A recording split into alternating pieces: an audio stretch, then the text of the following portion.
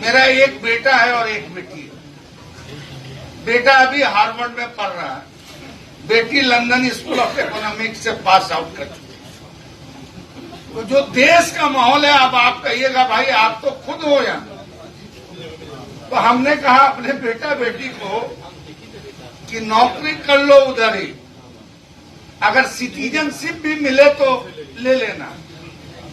अब इंडिया में माहौल नहीं रह गया, तुम लोग झेल पाओगे या नहीं झेल पाओगे।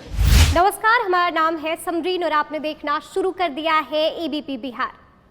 देश में मुसलमानों की स्थिति को लेकर लगातार चर्चा होती है, कभी उनकी सुरक्षा की बात होती है तो कभी कुछ और।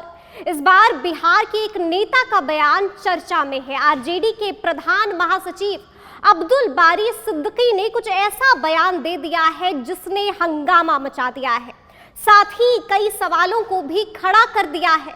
सबसे बड़ा सवाल कि क्या भारत में मुसलमान सुरक्षित नहीं है। तो आइए सबसे पहले आपको वो बयान सुनाते हैं और फिर चर्चा होगी उस पर हुए हंगामे की। ये भी बताएंगे आपको कि इस बयान पर सियासत एक बार फिर से गर्मा क्यों गई है। मैं एक अंतिम में आखिरी में एक शेयर करके अपनी बात खत्म कर देता हूँ। मेरा एक बेटा है और एक बेटी है।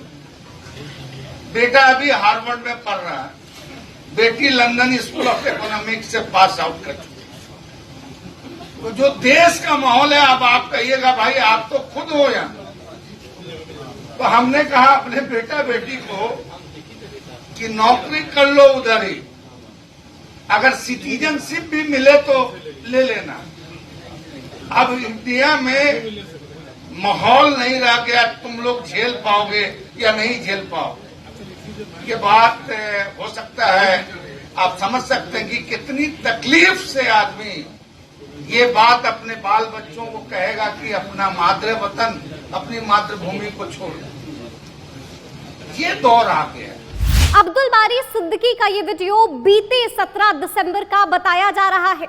इसमें वो साफ तौर पर अपनी बातों में कह रहे हैं कि देश का माहौल ठीक नहीं है।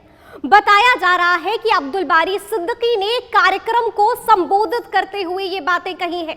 आरजेडी के कद्दावर नेता अब्दुल बारी सिद्दीकी के इस विवादित बयान ने सियासत को गरमा दिया है, यानी कि इस बयान पर बयानबाजी का दौर भी शुरू हो गया है।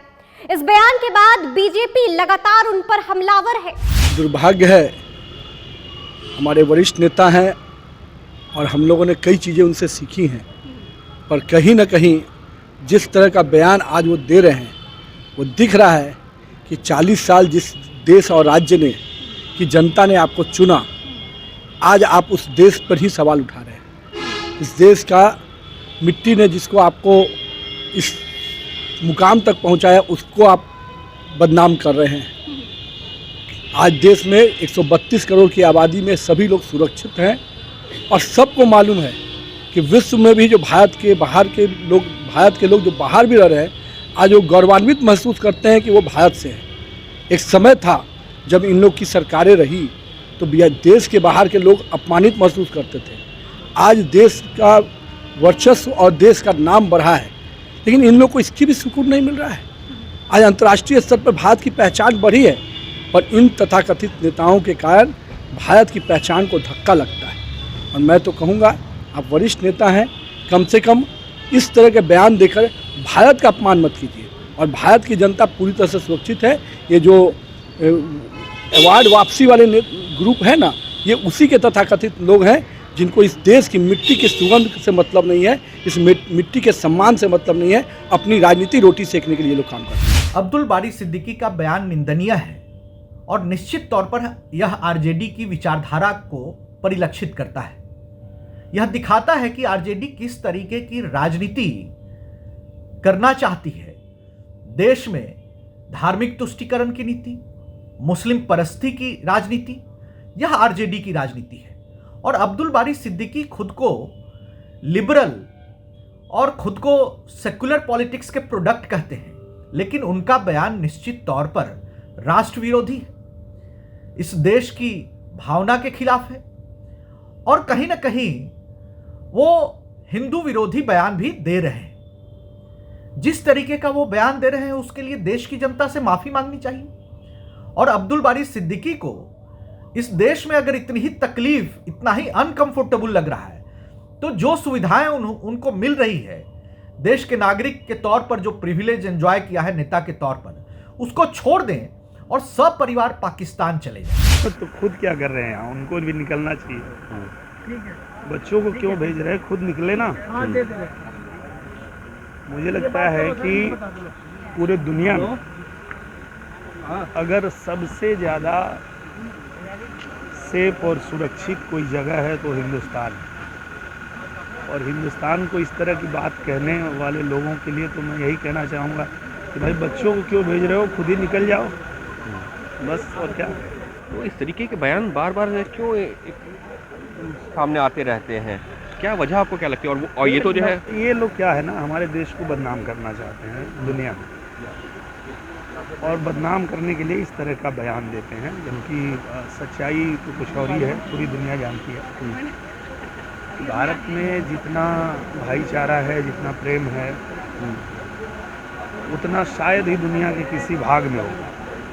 लेकिन ये लोग जो हैं वो हमारे देश को बदनाम करने के लिए, ताकि विदेशों में हमारी बदनामी हो, भारत की बदनामी हो, इस तरह के बयान देते हैं। आपको बता दें कि इस बयान पर नेशनल कॉन्फ्रेंस के अध्यक्ष और जम्मू कश्मीर के 3 बार मुख्यमंत्री रहे फारूक अब्दुल्ला का भी रिएक्शन आ गया है। ना यहाँ मरना यहाँ, इसके सिवा जाना कहाँ, तू भी यहाँ मैं भी यहाँ, हमने रहना है भी यहाँ।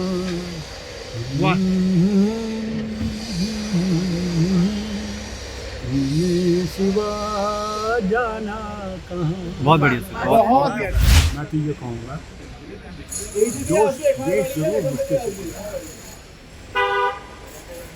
है, जरूर है कि नफरतें बढ़ गई, अगर देश छोड़ने से नफरतें दूर नहीं हो। देश में रहकर आपने इस आग को बंद कर खत्म कर, अगर आप देश में रहकर इस आग को ख़त्म नहीं कर सकते तो फिर आप क्या है, क्या करें?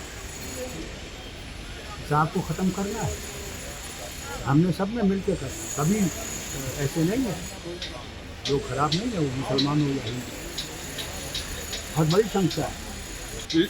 मैं तो ये कहूँगा कि अगर इस देश को बचना है तो इसमें वो मुसलमान हो, हिंदू हो, सिख हो, ईसाई हो, हमने सब ने भाईचारे में रहना। बयान का दौर यही नहीं थमा। आरजेडी नेता शिवानंद तिवारी ने भी इस बयान पर अपना पक्ष रखा है। जरा सुनिए उन्होंने जो भी कहा है। देखिए, अब देख रहे थे भारतीय जनता पार्टी के एक नेता का बयान। उन्होंने अब्दुल बारी सिद्दीकी को सलाह दिया है कि ऐसा है तो पाकिस्तान चले जाएं। अब देश में जो शासन चलाने वाली पार्टी है वो इस बात पर चिंतन नहीं कर रही है कि अब्दुल बारी सिद्दीकी जैसा आदमी जो है इस तरह की बात कैसे कह रहा है। याद होगा आमिर खान ने भी एक बार इस तरह की बात की थी और उसको भी यही जवाब मिला था कि पाकिस्तान चले जाएं। तो देश का माहौल ऐसा है कि एक बड़ी अल्पसंख्यक आबादी जो है उसके मन में ऐसा भाव आ रहा है कि इस देश में हम सुरक्षित नहीं हैं और बेहतर होगा कि देश से हम बाहर चले जाएं। उसके बारे में आपको कोई चिंता नहीं है। आपका राजधर्म क्या कहता है कि आपके देश का जो नागरिक है वो नागरिक अपने आप को सुरक्षित महसूस करे। इस बात का माने इंतजाम करना और ऐसा माहौल बनाना वो आपकी जवाबदेही है, सरकार की जवाबदेही है, न नैतिक जवाबदेही बल्कि प्रशासनिक जवाबदेही, राजनीतिक जवाबदेही सब है। और आप बेशर्म की तरह कह रहे हैं कि पाकिस्तान चले जाइए। ये इसी के लिए आपको जनता ने दिल्ली के गद्दी पर बैठाया है या बिहार के गद्दी पर आप कब्जा करना चाहते हैं। ये चिंताजनक स्थिति है। लेकिन हम ये कहना चाहेंगे कि भाई पलायन जो है रास्ता नहीं है, पलायन रास्ता नहीं है। हम सब लोगों को मिलजुल करके ये जो माहौल बना हुआ है देश में, जहरीला माहौल बना हुआ है, इसको बदलने में हम लोग अपनी भूमिका जो है निभाएं, बदलने की हम कोशिश करें। जंग में पीठ दिखाना जो है वो सही बात नहीं। जाहिर सी बात है कि जब मामले ने इतनी तूल पकड़ ली थी तो तेजस्वी यादव कैसे चुप हो सकते थे। देखिए, हमने तो सुना नहीं है क्या उन्होंने कहा है, लेकिन देश की जो स्थिति है, चाहे किसान को देख लीजिए, जवान को देख लीजिए, युवाओं को देख लीजिए, या देश की आर्थिक स्थिति देख लीजिए। आपको बता दें कि अब्दुल बारी सिद्दीकी आरजेडी के वरिष्ठ नेता है। लालू परिवार के साथ उनका बेहद ही करीबी रिश्ता है। बिहार में मंत्री रह चुके हैं। आरजेडी में MY समीकरण के M फैक्टर का सारा दारोमदार सिद्दीकी पर ही है और ऐसे में अब्दुल बारी सिद्दीकी का ये बयान कई सवालों को खड़ा करता है। आप भी हमें कमेंट करके जरूर बताइएगा कि इस बयान पर आपकी राय क्या है। तो इस तरह के तमाम अपडेट्स के लिए आप ऐसे ही हमारे साथ बने रहिए और देखते रहिए ABP बिहार। बहुत शुक्रिया।